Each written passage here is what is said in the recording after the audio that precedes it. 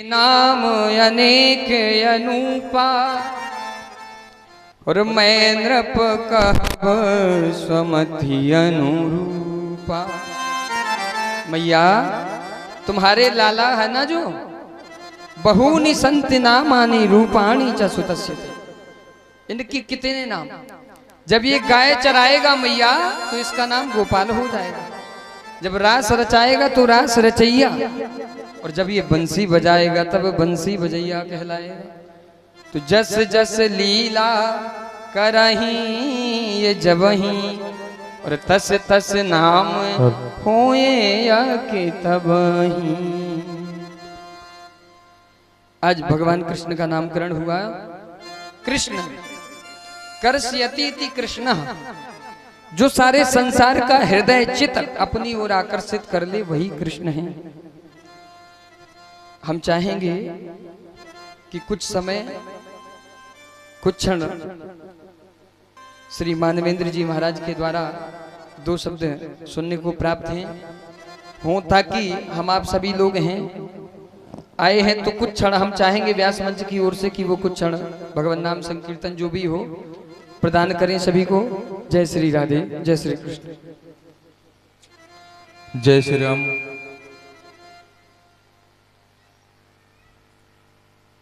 सभी आए हुए भक्तगण सभी को मेरा बारंबार प्रणाम एवं राधे राधे।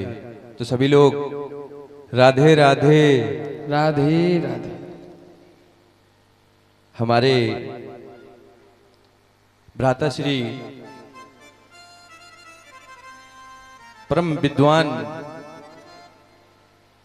पंडित पवन जी महाराज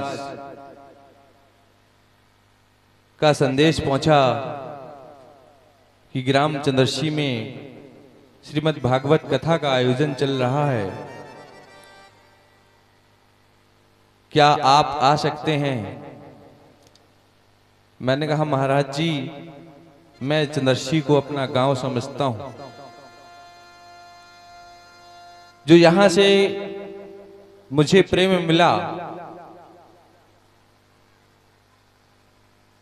इसकी कोई व्याख्या नहीं कर सकता। यहां के लोगों के जो भागवत एवं दान पुण्य एवं भक्ति भाव में जो विचार हैं मैं इसकी कोई तुलना नहीं कर सकता।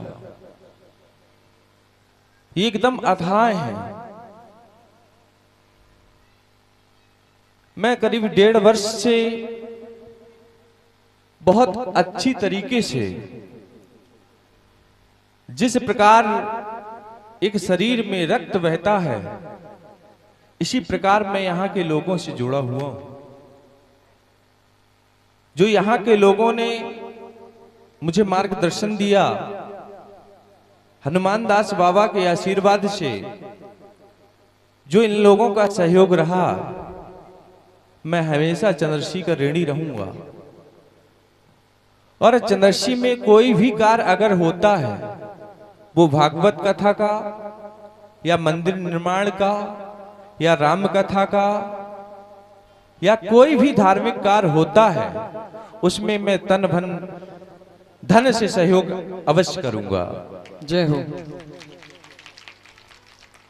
यहां का कोई भी व्यक्ति एवं आसपास के गांव का कोई भी धार्मिक कार्य करता है, अगर मुझसे सहयोग मांगता है तो मैं आपसे वादा करता हूं कि जो मेरे लोग हैं और स्वयं मैं जो मेरे पास है सब कुछ आपके लिए समर्पित रहूंगा। और मैं चाहूंगा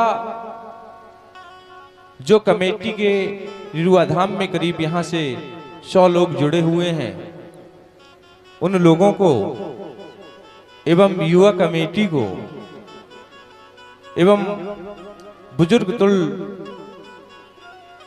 जो भी लोग हैं मैं उनसे कहूंगा कि आप कोई भी भक्ति वाला कार्य करें, राम कथा करें, मैं सहयोग दान में हमेशा रहूंगा। और मैं चाहूंगा कि डिडुआ में जो कार्यक्रम हुआ है इसी प्रकार चंद्रसी में कार्यक्रम हो और आप सभी का सहयोग हो और हम उसके साथ हैं।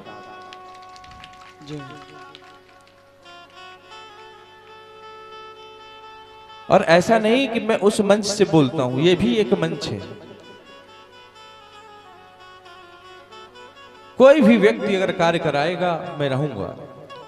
दरबार में सभी लोग जाते हैं, मैं काफी लोगों से नहीं मिल पाया, मुझ तक शिकायत पहुंची है कि गुरुजी आप हमसे नहीं मिल पा रहे, या काफी लोगों के फोन पहुंचे हैं तो मैंने फोन रिसीव नहीं कर पाया, तो मैं उन लोगों से माफी चाहता हूं। मेरे लिए सब कोई समान है।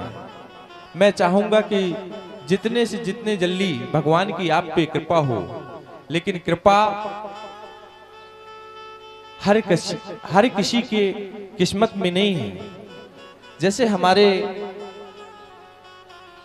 परम पूज्य आचार्य जी आज भगवान के स्वरूप विराजमान हैं, मैं इनके चरणों में कोटि कोटि प्रणाम करता हूं।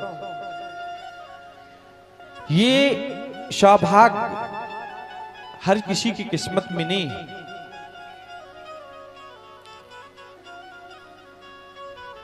भगवान की कृपा, भगवान का आशीर्वाद ये बिरले आदमी को प्राप्त होता है, जो जग में बिरले आदमी। आपके पास कुछ भी है लेकिन तब भी आप मंदिर नहीं जा सकते। अगर भगवान की कृपा है तो आपको कोई रोक सकता नहीं है। जैसे हमारे बीच में बहुत बुजुर्ग व्यक्ति बैठे हुए हैं और ये हमारे धाम के इंचार्ज भी हैं। इतनी सर्दी में बरसात में इनका धाम जाना बंद नहीं हुआ है और आज भी धाम जाते हैं।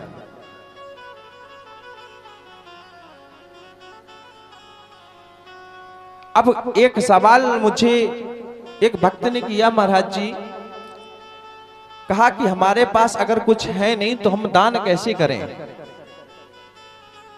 हमने कहा कर्म करना चाहिए।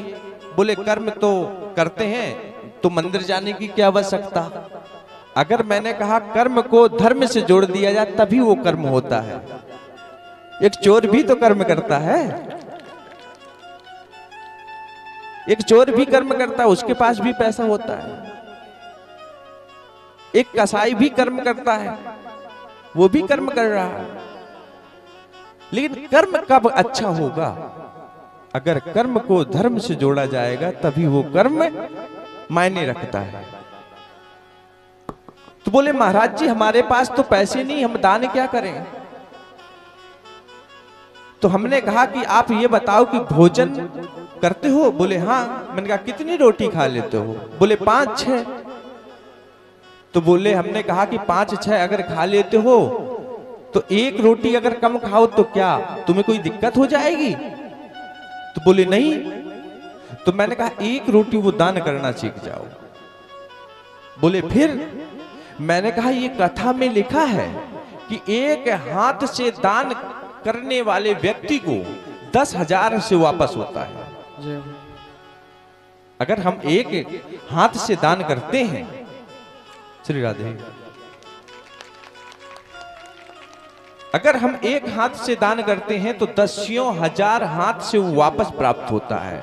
तो मैंने कहा कि आप जब एक रोटी दान करना प्रारंभ कर दोगे तो मैं आपसे गारंटी ले रहा हूं, दावा कर रहा हूं कि आपकी संतानें भी भोजन करेंगी, आप भी खिलाओगे और दान करने के लिए आपको 6 रोटी नहीं 600 रोटी आपके पास प्राप्त रहेंगी जो दान कर सकते हैं।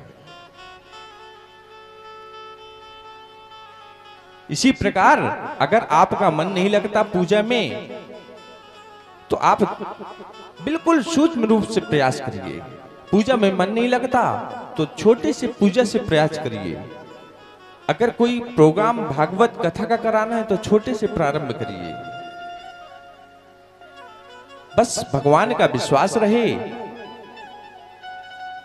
एक मन में ईश्वर की भक्ति रहे, अटल विश्वास रहे, आप कर पाओगे। हमारे हेमंत भैया भी बैठे हैं, जब हमने कथा का आयोजन का ऐलान किया, बोला कि इतने समय से कथा प्रारंभ होगी और 21 गांव का भंडारा भी होगा, तो हमारे कमेटी के लोग कहने लगे कि थोड़ी सी बुद्धि सही है गुरुजी आपकी। तो हमने कहा क्यों भैया? बोले आपके पास बजट कितना है? तो हमने कहा 1000-2000 होंगे। तो बोले 1000-2000 में 10 लाख का प्रोग्राम करा रहे हो?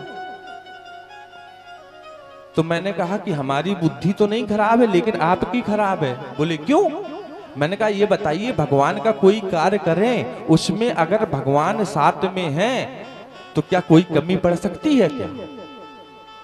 और मैं आज दावा करता हूं कि धाम में जो दान आता है, चाहे 600 आए चाहे 1000 आए, टोटल कर लेना और लिखना एक एक। मैं गारंटी लेता हूं 101 रुपया या कभी 51 रुपया, कभी 151 रुपया एक्स्ट्रा ही निकलेगा। मैं 1.5 वर्ष से ये सोच रहा हूं कि ये दान आता कहां से, चेक नहीं कर पाया।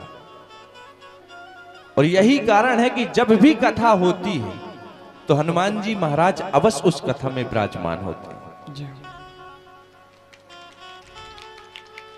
वो किसी रूप में क्यों ना हो। जिस कथा में स्वयं साक्षात बजरंगबली विराजमान हो जाते हैं, तो उस कथा में क्या कोई कमी पड़ सकती है? नहीं।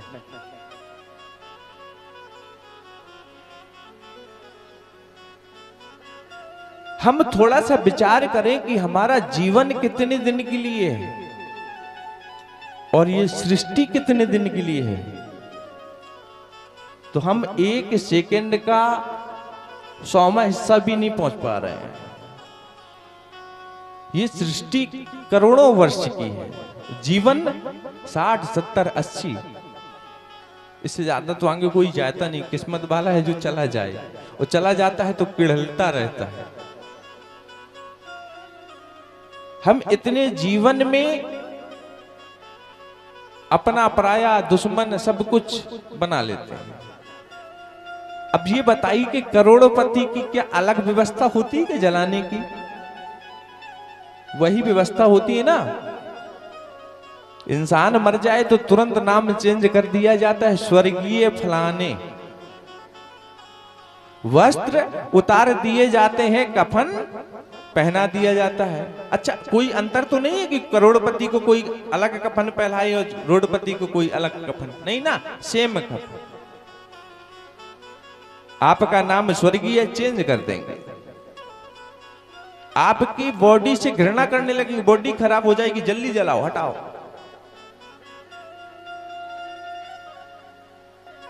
उसके बाद आपका नाम चेंज, कपड़ा चेंज, मकान चेंज। मकान कौन हो जाएगा? शमशान। शमशान नाम क्यों पड़ा है? सब समान है।